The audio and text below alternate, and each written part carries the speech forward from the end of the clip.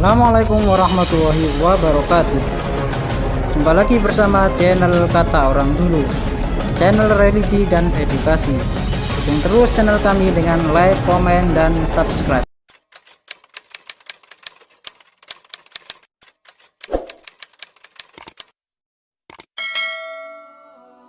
Sejarah mencatat bahwa Kiai Hamid bin Abdullah bin Umar adalah figur kiai yang enggan terlibat dalam organisasi apapun.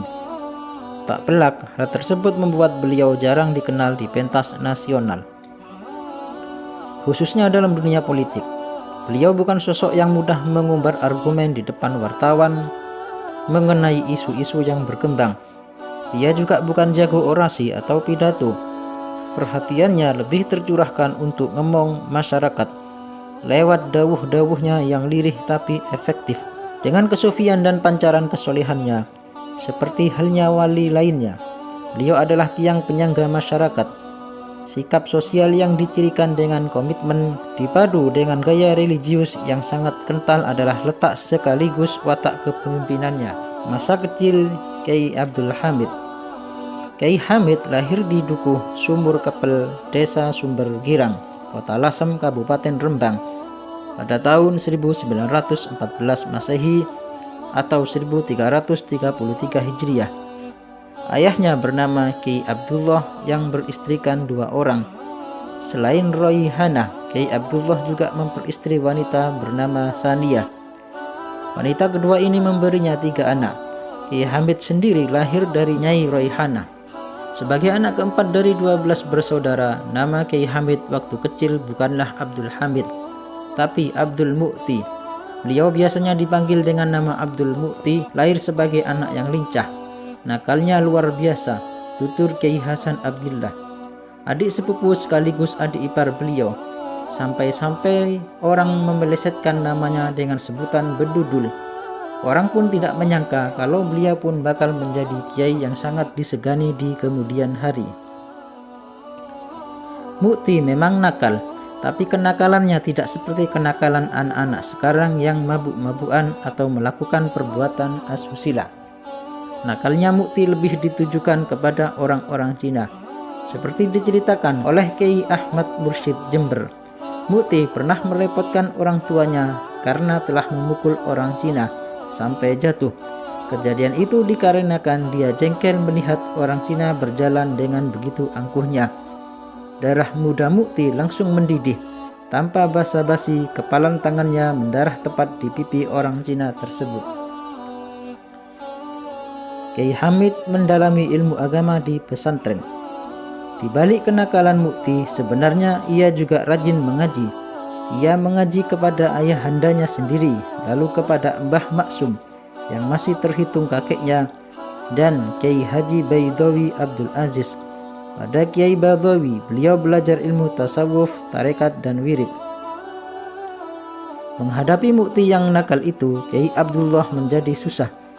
Oleh karena itu, pada tahun 1926 sampai 1927 Masehi, ia mengirim Mukti mondok di Kasingan, Rembang. Usia Mukti waktu itu antara 12 sampai 13 tahun. Waktu itu namanya sudah berganti menjadi Abdul Hamid.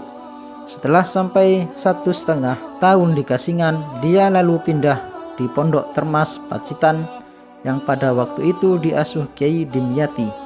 Di sana ia bertemu dengan teman lamanya semasa mondok di pesantren Al-Hidayah, yaitu Gus Hamid bin Kiai Dimyati Termas.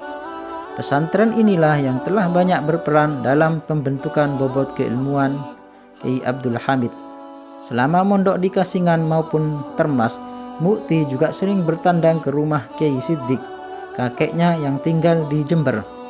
Biasanya sebelum ke Jember, dia mampir di Pasuruan, rumah pamannya Kiai Haji Ahmad Kusairi, yang juga guru besar pesantren Salafiyah.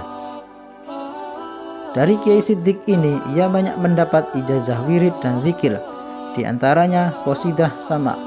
Konon Kiai Siddiq berpesan kepada anaknya, Kiai Kusairi, agar ia kelak mengambil Mukti sebagai menantunya. Kala itu Kiai Siddiq hendak menunaikan ibadah haji. Kemudian Mukti diajaklah ke Mekah. Pada saat menunaikan ibadah haji inilah ia mengganti namanya menjadi Haji Abdul Hamid, dan sampai pada akhirnya ia mengganti namanya dengan Hamid saja. Hal ini dikarenakan banyaknya orang yang memanggilnya dengan nama belakang Hamid saja. Alhasil 2 kali beliau mengalami perubahan nama dari Abdul Mu'ti menjadi Abdul Hamid dan kemudian menjadi Hamid saja. Meskipun di masa mudanya dihiasi dengan sifat keras, namun sebenarnya beliau adalah sosok yang sabar. Hal tersebut ditunjukkan ketika rumahnya sering dilempari batu hingga pecah oleh tetangganya yang bernama Jiran. Beliau malah berkata, "Sabar saja, genteng itu memang sudah retak." 3 bulan berlalu, Jiran punya hajatan menikahkan anaknya. Mengetahui hal itu, Kiai Hamid menyuruh salah satu santri membawa beras dan daging ke rumah Jiran. "Apa ini dari Kiai Hamid yang rumahnya sering saya lempari itu? Oh, betapa jeleknya aku," sambut Jiran dengan nada penuh penyesalan. Sejak kejadian itu, Jiran menjadi insyaf. Benar juga ada seorang maling yang mau masuk ke rumah, namun maling tersebut berhasil ditangkap oleh para santri dan mau dijadikan sasaran pengeroyokan. Melihat kejadian itu, Kiai Hamid langsung meleraikannya dan mengajak maling tersebut ke rumahnya. Maling tersebut diperlakukan seperti tamu, diberinya makan dan dibawakannya bekal untuk pulang.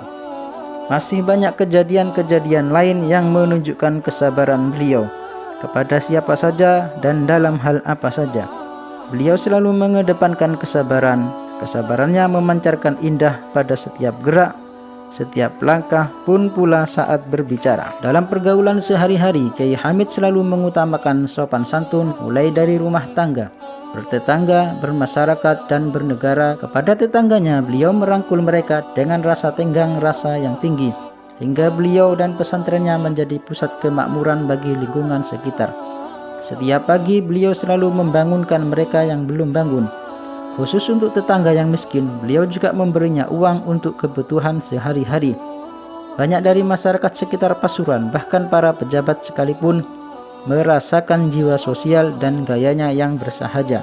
Tak sedikit pula dari mereka yang mengadu kepada Kiai Hamid untuk menanyakan hal-hal yang berkaitan dengan agama, pribadi, atau yang lain.